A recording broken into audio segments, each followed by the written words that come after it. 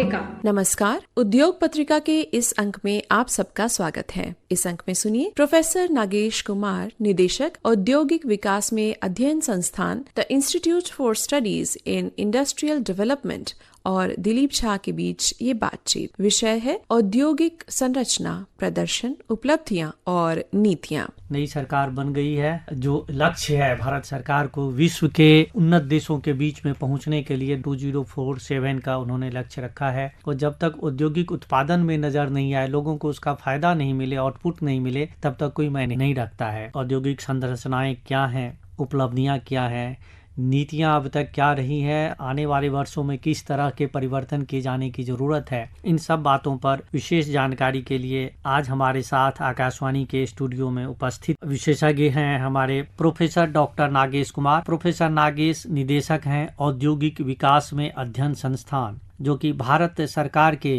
शिक्षा मंत्रालय की एक संस्था है। प्रोफेसर नागेश, आपका आकाशवाणी के स्टूडियो में स्वागत है। धन्यवाद। आपके माध्यम से हम अपने सुनने वालों को बताना चाहेंगे कि जब हम इस तरह की बातें करते हैं औद्योगिक संरचनाएं की, तो एंटरप्रेन्योरशिप की बात हो रही है, स्टार्टअप की बात हो रही है, लेकिन ये थोड़ा स्मॉल स्केल पे हो रहा है।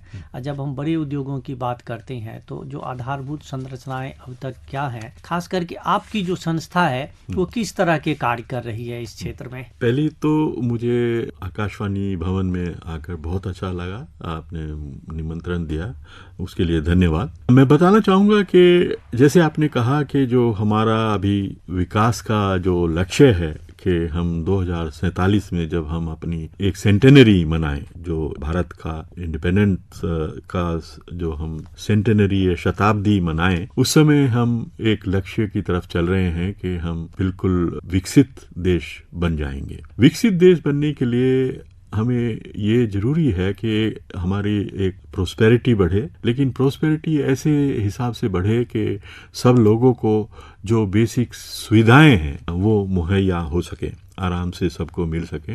जैसे शिक्षा और हेल्थ सर्विसेज हैं, वो मूलभूत जो सुविधाएं हैं वो सबको मिलनी चाहिए। और सबसे ज़्यादा इम्पोर्टेंट हो जाता है कि जो हमारी देश की पॉपुलेशन है, जो हमारी जनसंख्या है, उसका एक बड़ा भाग 65% वो यंग मतलब युवा लोग हैं। और उनको जब तक हम अच्छे रोजगार के अवसर नहीं मुहैया करा पाएंगे, तो तब तक इस देश में जो विकसित भारत का जो लक्ष्य है वो पूरा करने में बहुत मुश्किल आई। तो विकसित बनने के लिए हमें अच्छे रोजगार के अवसर पैदा करने होंगे, और रोजगार के अवसर पैदा करने के लिए हमें उद्योग और मैन्युफैक्चरिंग सेक्टर की तरफ ध्यान देना जरूरी है। तो ये चीज हमारी सरकार ने उस पर ध्यान देना शुरू किया। पिछले कई वर्षों में मेक इन इंडिया, आत्मनिर्भर भारत, इन दो प्रोग्राम्स की बात हुई, उनको तेजी से पुश करने का शुरू हुआ। और उस दौरान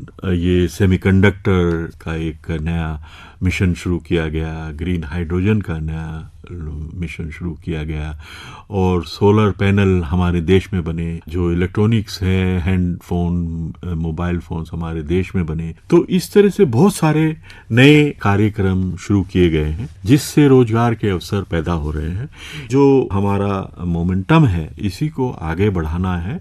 और भारत 5वीं सबसे बड़ी अर्थव्यवस्था है और उस तीसरी बनने की तरफ बढ़ रही है, लेकिन साथ साथ में हमें जो औद्योगिक क्षेत्र है उसमें भी अपना स्थान वर्ल्ड में, विश्व अर्थव्यवस्था में बहुत ऊपर बढ़ाना होगा। तो अभी हमारा स्थान विश्व की औद्योगिक क्षेत्र में 5वां 6वां है, उसको भी हमें तीसरे या दूसरे नंबर पर जाना होगा।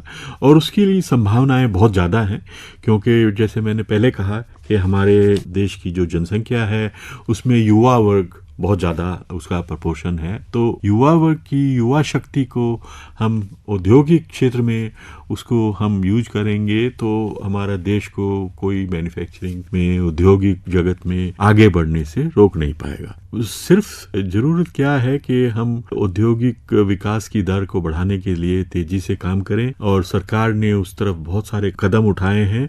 मुझे लगता है कि जो अभी नई सरकार बनी है NDA 3.0, वो वो इस काम को और ज़्यादा गति से, तेजी से बढ़ाएगी। और जैसे इंफ्रास्ट्रक्चर का आपने जिक्र किया कि औद्योगिक ढांचा और तरफ बहुत ध्यान दिया है सरकार ने, जैसे सड़कें और रेल सुविधाएं बढ़ाई गई हैं, उनसे भी उद्योग की प्रगति होती है। एक तो उद्योगों का बनाया हुआ माल है, जैसे स्टील या लोहा और सीमेंट इंफ्रास्ट्रक्चर के बनाने में यूज होता है, एक तो वो।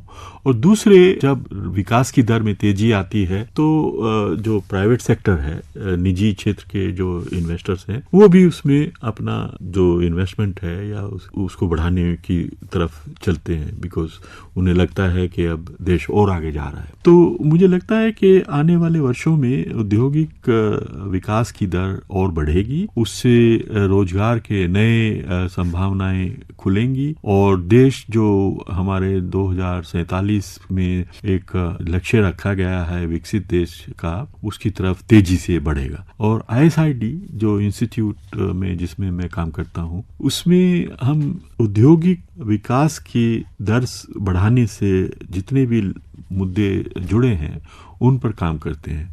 वो चाहे लघु क्षेत्र के MSMEs हों, उनको कैसे स्ट्रेंथन किया जाए, या फिर हरित औद्योगिकरण या ग्रीन इंडस्ट्रियलाइजेशन को कैसे बढ़ाया जाए, जैसे इलेक्ट्रिक व्हीकल्स और बैटरीज हैं वो कैसे बने, सोलर पैनल्स कैसे बने जिससे हम सौर ऊर्जा से अपने घरों को प्रकाशित कर पाएं, या और जो संभावनाएं हैं, जो नई औद्योगिक क्रांति जो इंडस्ट्री 4.0 आ रही है, उसमें कैसे उसको हार्नेस करें कि हमारे सामने जो उसकी संभावनाएं हैं उनको हम पूरा निकाल पाएं, और जो उसकी डाउन साइड है, जैसे उसमें कुछ जो रूटीन वाले काम होते हैं उनको मशीन कर पाएगी, तो उससे कुछ तरह के जो रोजगार हैं उनकी संभावनाएं कम हो सकती हैं। तो हम अपनी ऐसी नीतियां बनाएं जिससे जो नई आने वाली जो औद्योगिक क्रांति है उसके जो पॉजिटिव एस्पेक्ट्स हैं, जो अच्छे उनके इफेक्ट्स हैं, उनको हम एक्सप्लॉइट कर पाएं, और जो नेगेटिव एस्पेक्ट्स हैं उनको हम कम से कम रखें। तो ये इस तरह के जो सारे विषय हैं उन पे हम रिसर्च करते हैं, और उनको जो रिसर्च से जो हमारे रिकमेंडेशंस आती हैं वो हम जो संस्थाएं जो सरकार के अलग अलग विभाग हैं उनको भेजते हैं। और इसमें जैसे ग्लोबलाइजेशन, वैश्वीकरण, जो उसमें बहुत सारी संभावनाएं हैं, हमारे देश में जो उत्पादन होता है वो पूरे दुनिया में छाए, तो इस तरफ भी हमारा ध्यान है। जो हमारे उद्योग हैं जो स्थानीय घरेलू तकनीक से बने हुए घरेलू उत्पाद हैं, अंतर्राष्ट्रीय बाजारों तक पहुंचे, उनकी मांग हो। एक चीज और बताइए, अभी आप बीच में आपसे एक सवाल ऐसे मन में आया है कि उद्योगों की बढ़ाने की बातें तो हो रही है, साथ ही एक सस्टेनेबल डेवलपमेंट गोल्स में एनर्जी का और जो प्रोडक्शन से या अत्यधिक उपयोग से जो कार्बन फुटप्रिंट बढ़ रहा है उसको कम करने की भी बात हो रही है। तो जब एक तरफ से उद्योगों की प्रगति हो रही है उसकी बात हो रही है, और एक तरफ कार्बन फुटप्रिंट को कम करने की बात हो रही है, इसको लेके भारत पे भी दबाव है। तो भारत के उद्योग उस पर किस तरह से प्रभावित होते हैं, तो उसको किस तरह से समावेश किया जाता है इन चीजों को, इन मुद्दों को? तो इसमें एक तो भारत के लिए अच्छी बात यह है कि हमें अभी औद्योगिकरण की तरफ जैसे हमने कदम बढ़ाना शुरू किया, तो उसी समय ये क्लाइमेट चेंज का मुद्दा आ रहा है सामने। तो हमारे लिए एक बहुत अच्छी अपॉर्चुनिटी है कि हम ग्रीन इंडस्ट्री, जो हरी औद्योगिक क्रांति को पूरा एक्सप्लॉइट करें। तो हम जो नए इंडस्ट्रीज, नए उद्योग लगा रहे हैं वो ऐसे क्षेत्रों में लगाएं जिससे औद्योगिक विकास भी हो और साथ में कार्बन की जो कंस्टेंट है वो भी अफेक्ट ना हो, तो हम मतलब साथ में कार्बन क्लाइमेट चेंज को भी एड्रेस कर पाएं। तो इसमें जैसे मैं कह रहा था पहले कि जो बिजली से चलने वाले वाहन है, हमारे यहाँ भारत जो है एक 2 व्हीलर्स में दुनिया का सबसे ऊपर के देशों में आता है, और कॉम्पैक्ट कार्स में भी।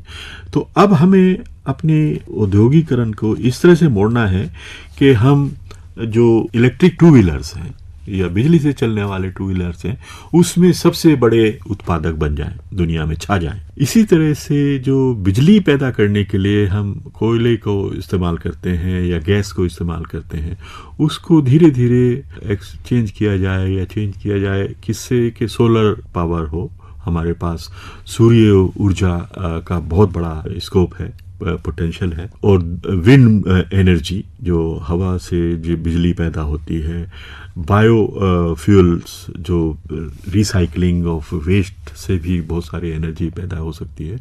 तो उन सारे जो ऑप्शंस हैं हमारे सामने, उनको हम पूरा एक्सप्लॉइट करें। एक बात एक और आती है कि जिन ऊर्जा के उत्पादित क्षेत्रों की आपने बातें की है, और हालांकि इन सब की कुछ सीमाएं हैं। सोलर एनर्जी पे बहुत फोकस किया गया है, बहुत इन्वेस्टमेंट है, बहुत इनकरेजमेंट है, काफी उसके जो सोलर पावर का काफी जनरेशन हुआ है, लेकिन फिर उसकी सीमाएं हैं, जमीन की कमी है, डिस्पोज करना, बैटरियों को कमी हो रहा है, ऐसे विंड पावर की सीमाएं हैं। एक हमारे यहाँ न्यूक्लियर एनर्जी की भी अंतर्राष्ट्रीय स्तर पर बात होती है, जो फ्रांस जैसे देशों में 70% तक उसका इनको यूज किया जाता है टोटल जो रिक्वायरमेंट का। हमारे देश में ये न्यूक्लियर एनर्जी के लिए जो अभी उतना बड़ा इनकरेजमेंट नहीं आया है।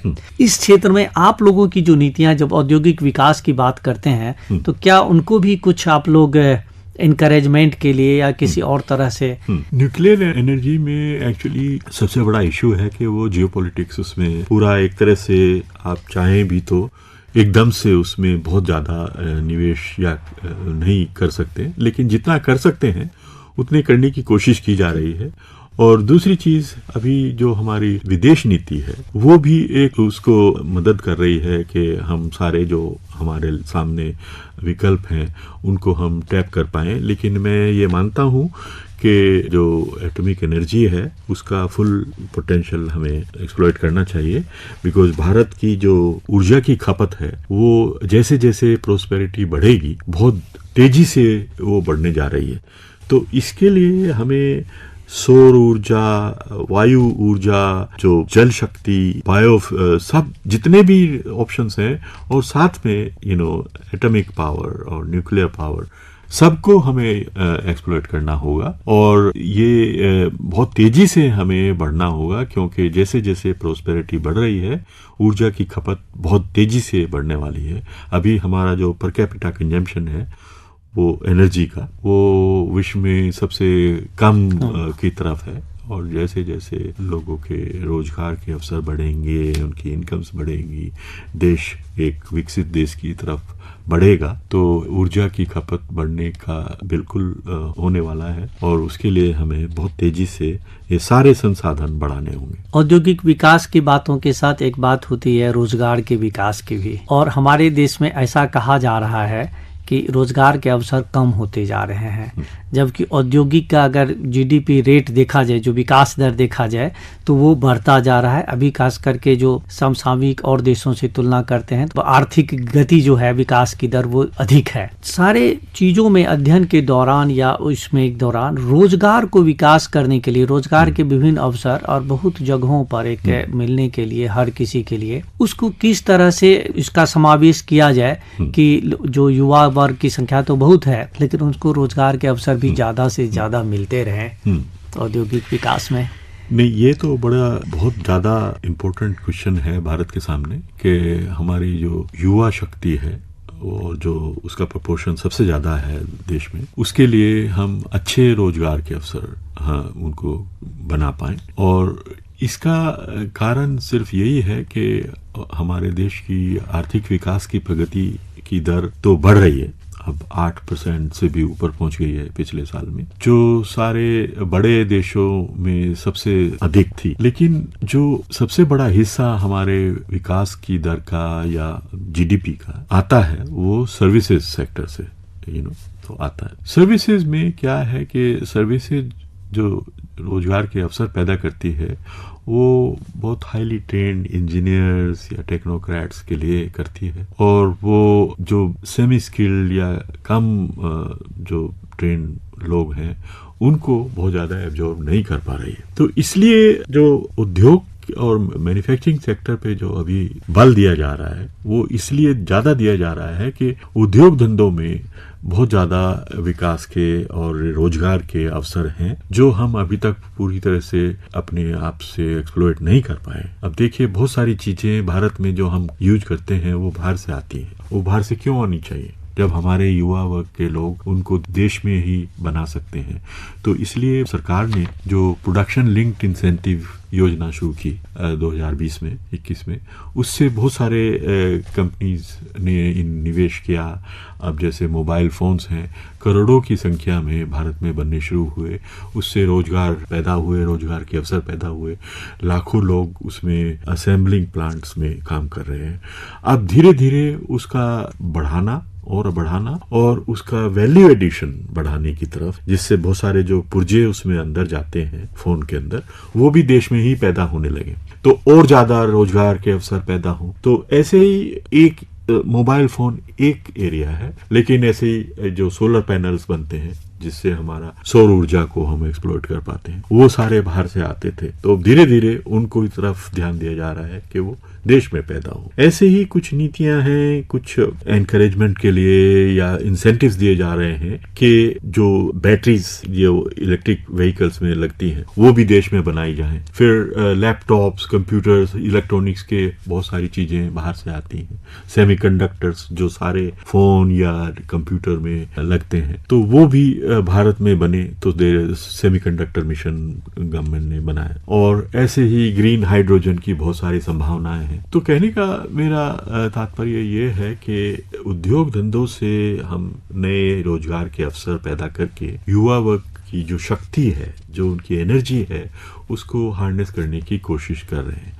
लेकिन ये काम एक दिन में होने वाला नहीं है, धीरे धीरे इसकी गति बढ़ाने की आवश्यकता है। और मुझे लगता है कि जो नई सरकार अभी आ रही है, NDA 3.0, वो इस काम को बहुत तेजी से आगे बढ़ाई। प्रोफेसर नागेश, आप आकाशवाणी के स्टूडियो में आए और औद्योगिक संरचना, नीतियां, रोजगार के अवसर, विभिन्न तरह के उद्योगों के लिए आवश्यक जो प्रावधान होने चाहिए, इन सब बातों पर विस्तृत जानकारी दी।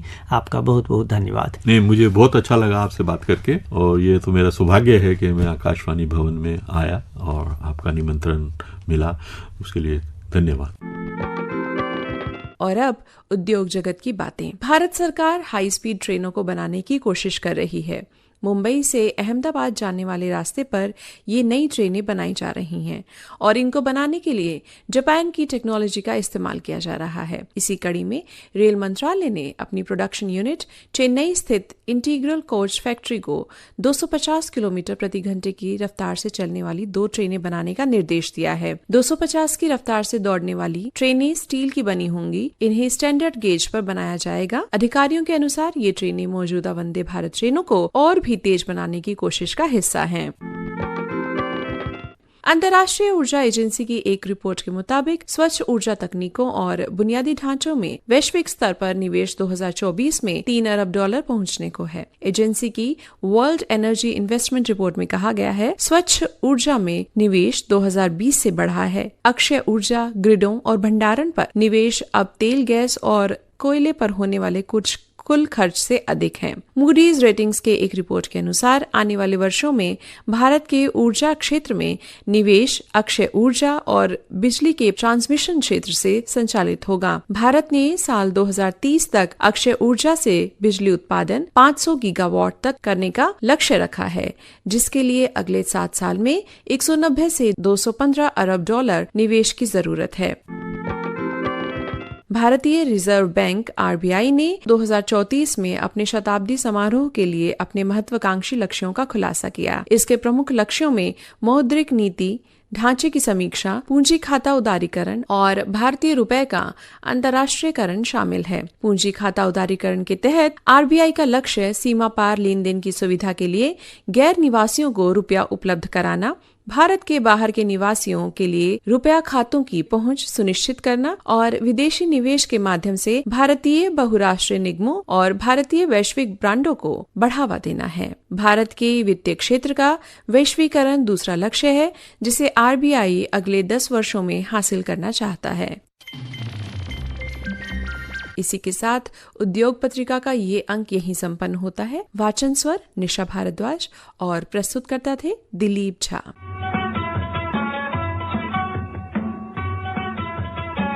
उद्योग पत्रिका।